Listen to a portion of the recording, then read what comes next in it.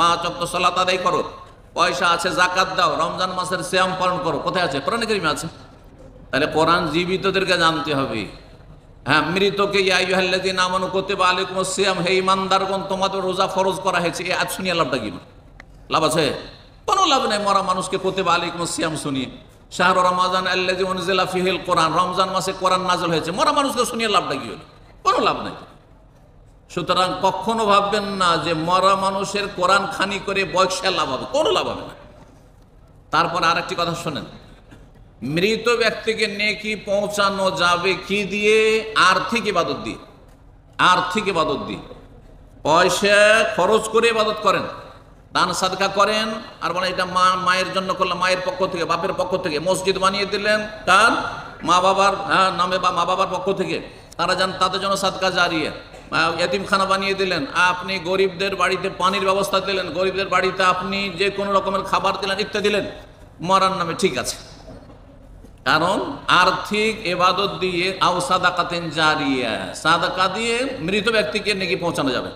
কিন্তু নামাজ পড়ে, আমি 2 রাকাত নামাজ পড়া বললো, আল্লাহ এই নামাজের নেকিটা আমার মা বাবাকে বক্সা দাও, দিয়ে দাও, চলবে না, কোনো প্রমাণ নেই।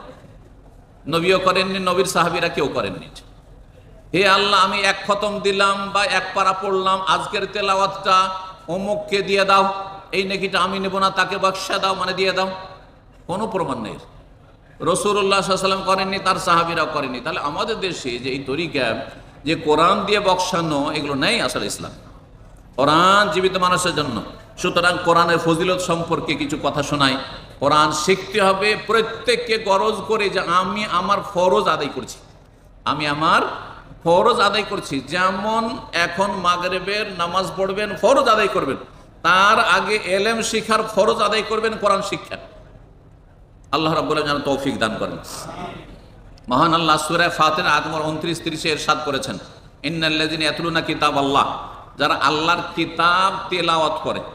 আর তেলাওয়াত সত্যিকার হচ্ছে আমল করা। আর আমল করলে তেলাওয়াত কোরআন সম্পর্কে তাহলে জানতে হবে, কোরআন আক্ষরিক জ্ঞান থাকতে হবে, কোরআনের তরজমাটাও শোনার চেষ্টা করতে হবে বা পড়ার চেষ্টা করতে হবে, জানার চেষ্টা করতে হবে। 10-20টা সূরা যে মুখস্থ আছে নামাজ পড়ার জন্য আপনাদের, তারই তো অর্থ জানেন না অধিকাংশ লোক। অধিকাংশ নামাজিরাই অর্থ জানেন না, না জেনে পড়ছেন। আপনি কি স্বাদ পাবেন আপনি বলেন তো দেখি? অর্থ যখন বুঝবেন না, তো কি আর মজা পাবেন? স্বাদ পাচ্ছেন না। ওই যে নামাজ পড়ে কোনো স্বাদ পান না, ওপর থেকে নারিকেলে কামড় দেওয়ার মতো। ওপর থেকে বেল ফল তো জানেন, বেল ফল ওপরটা নরম না শক্ত? শক্ত, আর ভিতরে কত সুস্বাদু, তাই না? বেল তো পাকা বেল, কিন্তু ওপর থেকে যদি কামড় দেন তাহলে স্বাদ পাবেন না দাঁত ভাঙবে? দাঁত ভাঙবে। কিন্তু বেলটা ভেঙে ফাটিয়ে যদি বেলের ভিতরেরটা খান, কি কত মজা পাবেন। ঠিক তেমনি কোরআনে কারীম যদি শুধু তেলাওয়াতই করতে, পড়তে থাকলেন, আলহামদুলিল্লাহ সূরা পড়লাম ভাই, তবে আলহামদুলিল্লাহ মানে কি তা তো জানি না, তাহলে বেলের ওপর কামড় দেওয়া হলো, দাঁত ভাঙবে, কোনো লাভ হবে না, মানে কিছু হবে না। হয়তো ওই 1 অক্ষরে 10 নেকি এতটুকু পেলেন। আল্লাহ যেহেতু আরহামুর রাহিমিন, একেবারে খালি হাতে ফিরিয়ে দেবেন না, দাঁত ভাঙা করে। কিন্তু আপনি বাকি কিছু পেলেন না, আপনার আমলে সংশোধন হলো না, আখলাক চরিত্র সংশোধন হইল না, আপনার ইমান তাজা হইল না, আপনি আখিরাতমুখী হইলেন না, ওই পয়সা পেট করতেই আছে, অথচ কোরআন পড়ছেন আপনি, লাভ নেই।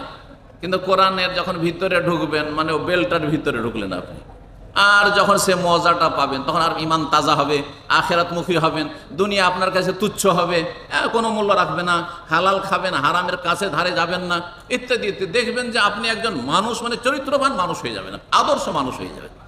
এই হচ্ছে উদ্দেশ্য কোরআনে কারীমের।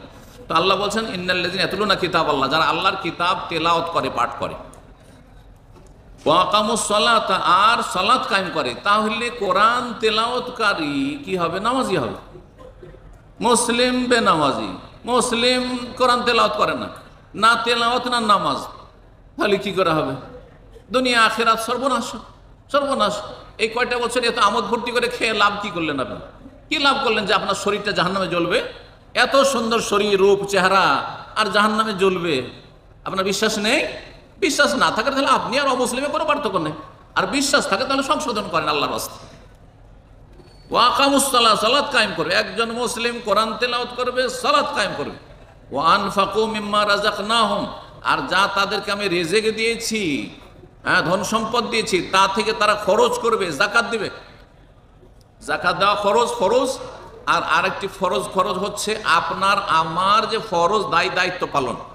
স্ত্রীকে খেতে দিতে হবে, ছেলে মেয়ের ভরণ পোষণ দিতে হবে, বাপ মা বার্ধক্যে চলে গেছে, তারা আর কাজকর্ম করার মতো যোগ্যতা রাখে না, তাদের কোনো ইনকাম সোর্সও নেই, তাদেরকে খেতে দিতে হবে। হ্যাঁ, বোনগুলো বিয়ে দিতে পারিনি অথবা বিয়ে দিচ্ছি, তালাক হয়ে গেছে, বিধবা হয়ে গেছে, তাদেরকে খেতে দিতে হবে। এগুলো ফরজ খরচ, এগুলো জাকাতের মতে ফরজ খরচ, ওর চাইতে গুরুত্বপূর্ণ। কারণ এগুলো করে যদি বাঁচে তখন জাকাত, না হলে জাকাত নেই।